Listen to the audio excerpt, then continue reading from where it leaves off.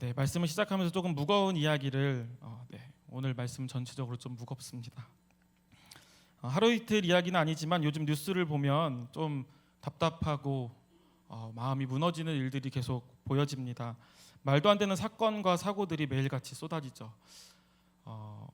자기가 키우던 강아지를 살아있는 채로 산에다가 묻지 않나, 길을 가다가 자신이 화를 이기지 못해서 아무에게나 폭력을 가하지 않나, 그리고 각종 비리들로 건축물이 무너지는 것은 태반이고 또 가장 최근에 뜨거운 감자인 영유아 살인 및 유기에 대한 문제들, 하나같이 어쩌면 인간이 저럴 수 있지, 저 사람들도 인간인가라는 생각이 드는 안타깝고 속상하고 마음이 무너지는 일들 투성입니다.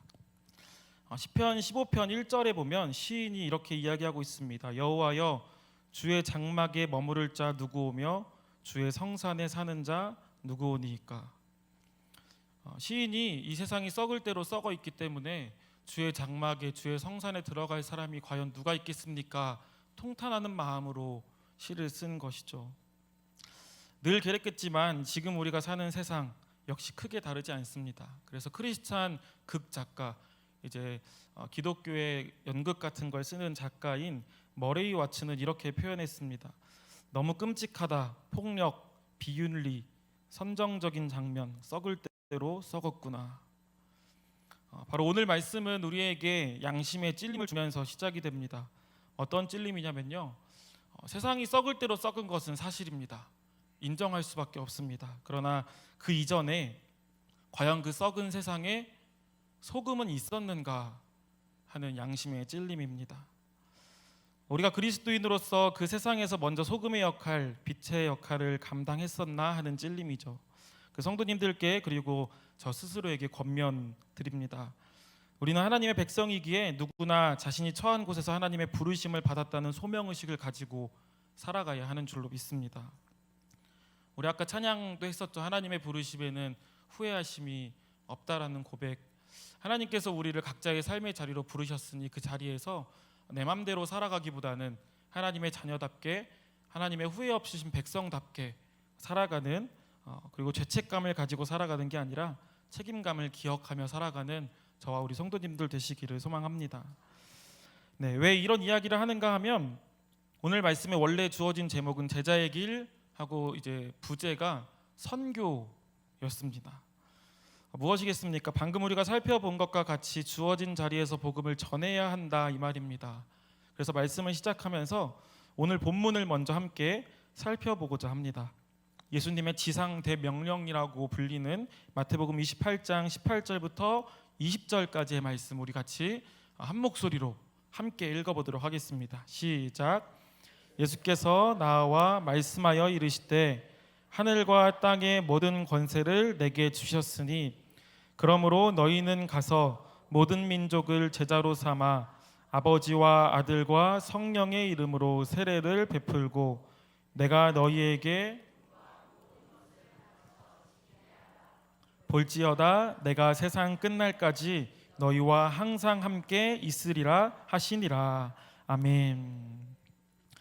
네, 그래서 우리는 예수님의 이 지상 대명령을 선교라고 많이 생각을 합니다. 사실 저도 그런 차원에서 오늘 본문 말씀을 마태복음 28장 18절부터 20절까지의 말씀으로 정한 것입니다.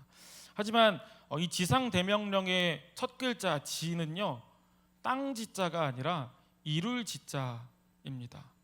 이 땅에서 우리가 해야 할 예수님의 명령이 아니라 이 땅에서 우리가 살아가면서 이루어야 할 그 위에까지 하나님 나라에 오를 때까지 이 땅에서 지키고 지켜야 할 명령이다 이 말입니다. 그렇다면 우리가 이 땅에서 하나님 곁에 이르기까지 지켜야 할 그 명령은 무엇이겠습니까? 단순히 복음을 전하는 일뿐만 아니라 우리가 이미 잘 알고 있듯이 성경이 우리에게 이야기하는 하나님 사랑, 이웃 사랑, 그것을 이야기하고 있는 것입니다. 그렇다면 마태복음 28장의 지상 대명령은 사랑이라고 할 수 있겠습니다.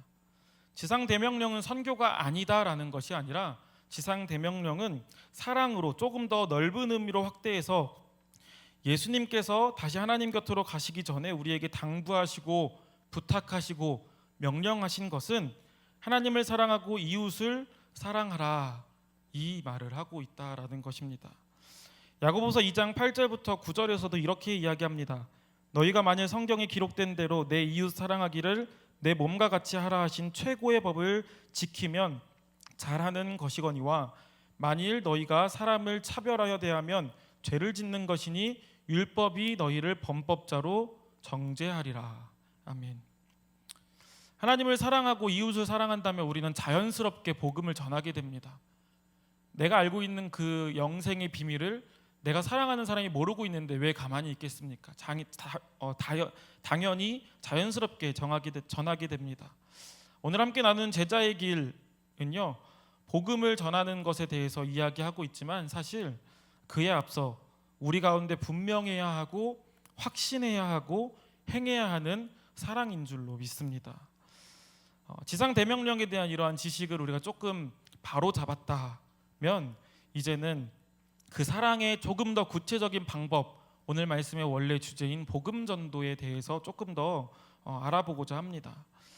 복음 전하고 계시죠? 네. 평일 전도대가 마쳤다고 복음 전하는 것도 맞춰지면 안 됩니다. 그런데 제가 지금 말하는 복음 전함은요, 교회에서 하는 전도만을 말씀드리는 것이 아닙니다. 교회에서 하는 전도로 완전히 비그리스도인에게 그리스도를 발견하게 하는 것은 사실상 어려움이 있습니다. 신앙생활하지 않는 남편에게 내가 교회에서 하는 전도가 어떻게 그리스도를 알게 하는 일이 되겠습니까? 또한 신앙생활하지 않는 직장 동료에게 내가 교회에서 하는 전도 활동이 어떤 그리스도를 알게 하는 어떤 일이 되겠습니까? 그렇기 때문에 개인적인 전도는 반드시 필요하고 아주 좋은 방법이 될 수 있습니다.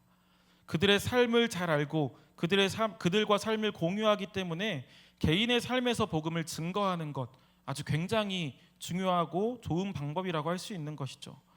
교회에서 복음을 전한다고 만족하는 것이 아니라 개인의 삶에서도 복음을 전하는 저와 우리 성도님들 되시기를 소망합니다.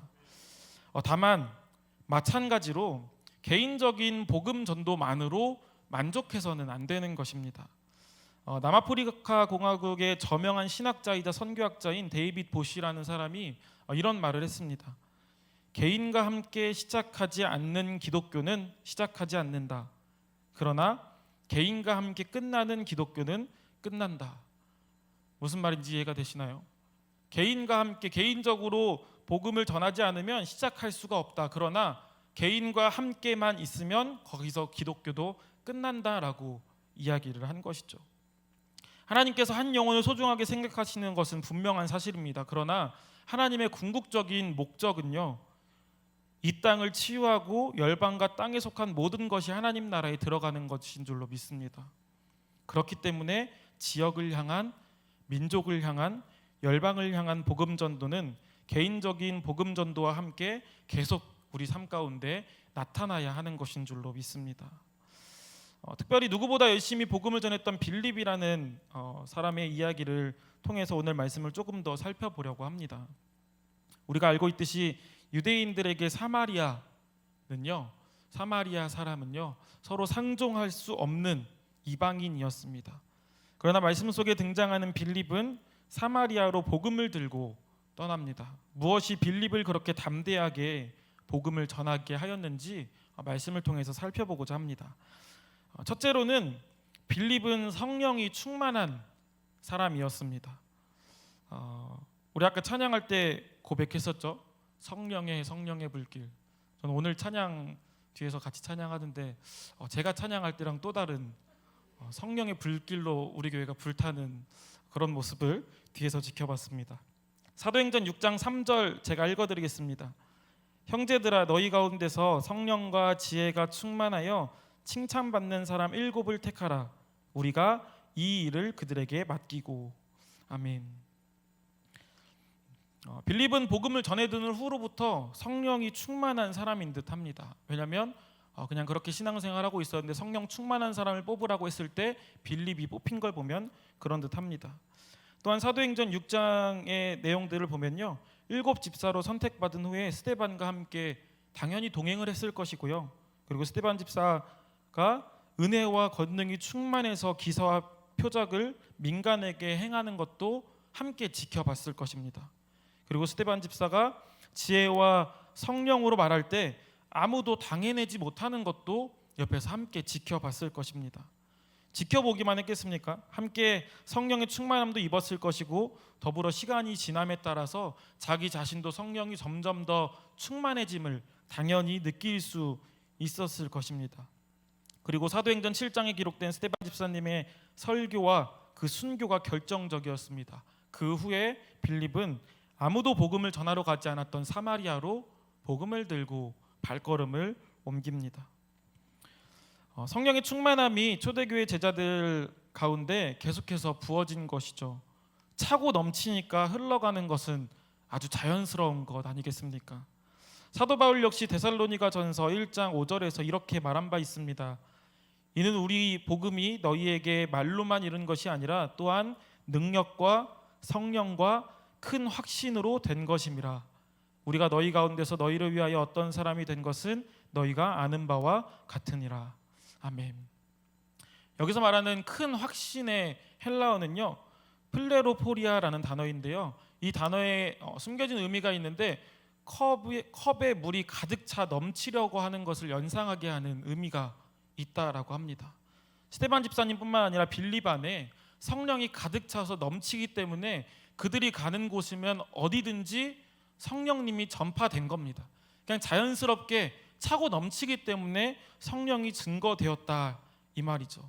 그래서 담대하게 복음을 전할 수 있었고 자연스럽게 복음을 전하러 사마리아, 아무도 향하지 않는 그곳으로 나아갈 수 있었던 것입니다. 오늘 예배를 사모하여 이 자리에 나오신 우리 가운데에도 성령님이 가득하기를 그리고 차고 넘치기를 소망합니다.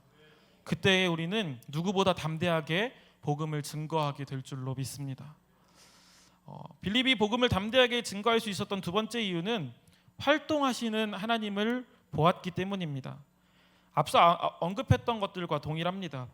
정확하게는 알 수 없지만 예루살렘 안에서는 급속도로, 어떤 방법인지는 알 수 없지만 급속도로 복음이 전파되기 시작합니다. 그리고 스데반 집사님의 죽음으로 온 유대와 사마리아와 땅끝까지 복음이 증거되죠. 이러한 성령님의 역사하심 가운데 기사와 표적이 나타나고 절름발이가 일어나서 기뻐 뛰며 하나님을 찬양하는 모습들도 함께 나타납니다.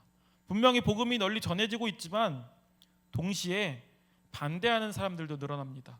그러나 복음은 절대 굴하지 않고 증거되고 있었습니다. 이 모든 것을 지켜보던 빌립이 기도할 때 하나님은 역사하셨고 성령 충만함을 받을 수 있었다 이 말입니다. 하나님께서 역사하시는 것보다 더 감동적인 일은 없는 줄로 믿습니다. 우리 삶 가운데 하나님께서 역사하실 줄로 믿습니다. 하나님께서 역사하실 때 그리고 또한 우리의 삶에 놀라운 변화도 나타날 것입니다. 흔히 세상에서 사람은 고쳐 쓰는 것이 아니라고 하지만 그것은 우리의 시선으로 바라봤을 때 하는 말이고요. 이 땅 가운데 그리고 우리 삶 가운데 하나님께서 임재하시고 하나님께서 역사하신다면 모든 불가능한 일들이 가능하게 될 줄로 믿습니다. 그래서 베드로와 요한도 이렇게 고백합니다. 사도행전 4장 20절에 우리는 보고 들은 것을 말하지 아니할 수 없다 하니. 아멘. 하나님께서 역사하신 것을 느꼈고 바라보았고 들었기 때문에 전하지 않을 수 없었던 것입니다. 성령 충만하시기를 소망합니다. 그래서 그로 인해서 우리의 삶에 하나님의 역사하심이 나타나기를 소망합니다.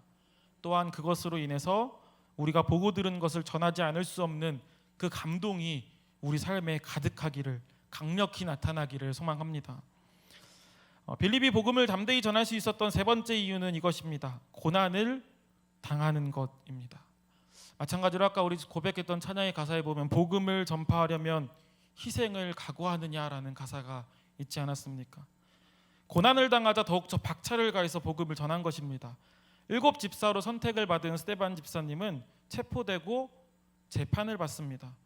왜 체포되고 재판을 받느냐 하면 모두가 용기가 없어서 외면하고 있었던 그들의 부패한 종교에 대해서 용기 있게 스데반 집사가 이렇게 외쳤기 때문입니다. 사도행전 7장 51절 우리 함께 읽어보겠습니다. 시작.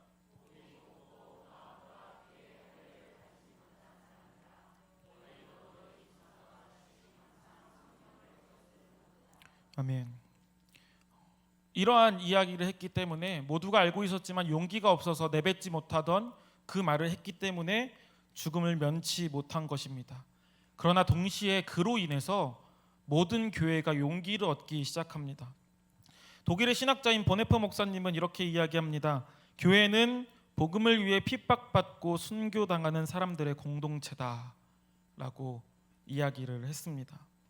우리가 배워서 알고 있고 들어서 알고 있듯이 모든 시대를 통틀어 그리스도인의 박해는 복음의 씨가 되지 않았습니까? 그럼에도 복음을 위해 고난을 당한 것이 두려울 수 있습니다. 그래서 복음 전하는 것에 대해서 영국 성공의 보고서의 내용을 빌려서 제가 말씀을 드릴 텐데요. 조금 더 쉽게 이해하실 수 있을 것입니다. 영국 성공의 그 복음 전함에 대한 보고서의 내용은 이렇습니다. 예수님께서 제자들에게 나를 따라오너라 내가 너희를 사람을 낚는 어부가 되게 하겠다라고 말씀하십니다. 그래서 제자들은 예수님을 따라가죠. 어떤 일을 하던 어부들입니까? 어떤 호수보다 깊은 갈릴리 호수에서 그물을 던지고 끌어당기고 잡히면 그것을 가지고 무트로 나아가서 먹고 살아오던 그런 일을 하던 사람들입니다. 그래서 이 어부들은 실제로 위험하고 험하고 힘든 일을 했던 사람들인 거죠. 그렇지만 그 일을 포기할 수 없었던 것은 그 일이 자신들의 생업이었기 때문입니다. 예수님께서 말씀하신 사람은 사람을 낚는 어부, 그런 위험하고 험한 힘든 일들을 하는 사람으로 제자들을 불렀던 것이죠. 그리고 제자들은 그 길을 비교적 잘 따랐습니다. 그러나 고난을 두려워하는 지금 우리의 머릿속에 사람을 낚는 어부는 주말에 취미생활로 낚시를 하는 사람들의 모습이지 않은가 생각이 됩니다. 강둑에 앉아서 살 타니까 선크림 바르고 햇볕 가리개를 쓰고 편하게 의자에 앉아서 가끔 잡히는 물고기가 잡히면 흐뭇하게 웃음을 짓는 고기 잡는 것을 취미 삼는 어부. 우리는 그러한 어부를 생각했기 때문에 예수님의 부르심에 복음을 전하는 것에 사람을 낚는 것에 힘들고 어렵고 고난당하는 일이 있기 때문에 좌절하고 주저앉는다 이 말입니다. 이들에게 어떤 위험이 찾아오겠습니까? 그런 취미 삼아 고기를 잡는 사람들에게 어떤 어려움이 있겠습니까? 그 정도로만 생각하니까 복음을 전하는데 두려움이 있어서 전하지 못하고 주저앉는다 이 말입니다. 취미이지 삶이 아닌 어부의 삶에 그치면 안 됩니다. 취미로 사람을 낚는 것이 아니라 어부로 생각하고 사람을 낚아야 하는 것이죠.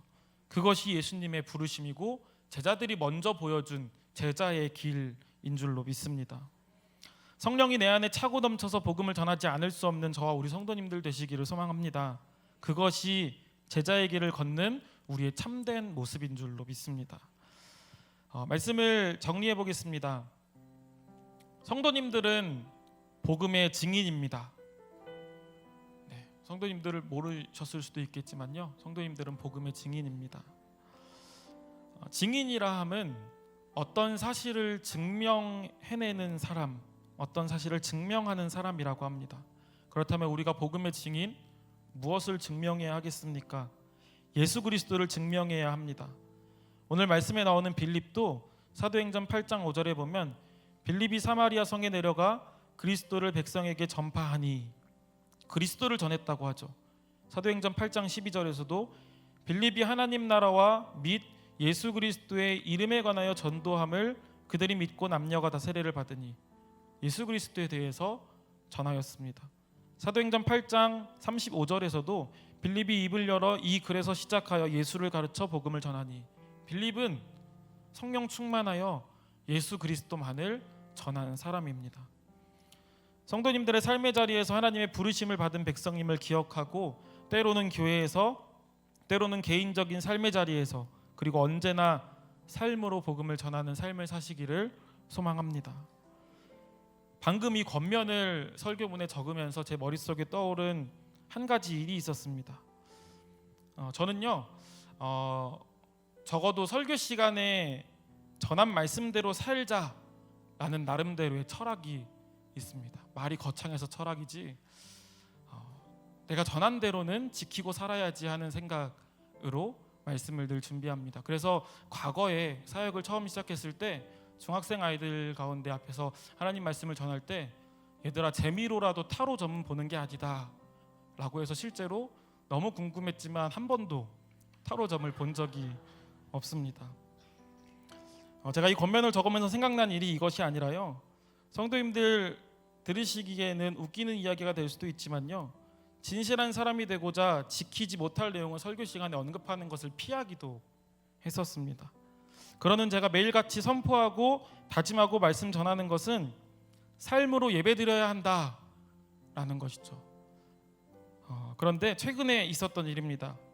얼마 전이 제 생일이었는데요, 생일을 맞아서 장모님께서 주신 용돈이 조금 있었습니다. 그래서 용돈을 가지고 아내랑 같이 옷을 사러 이제 제가 시간 나면 인천을 그냥 괜히 가거든요.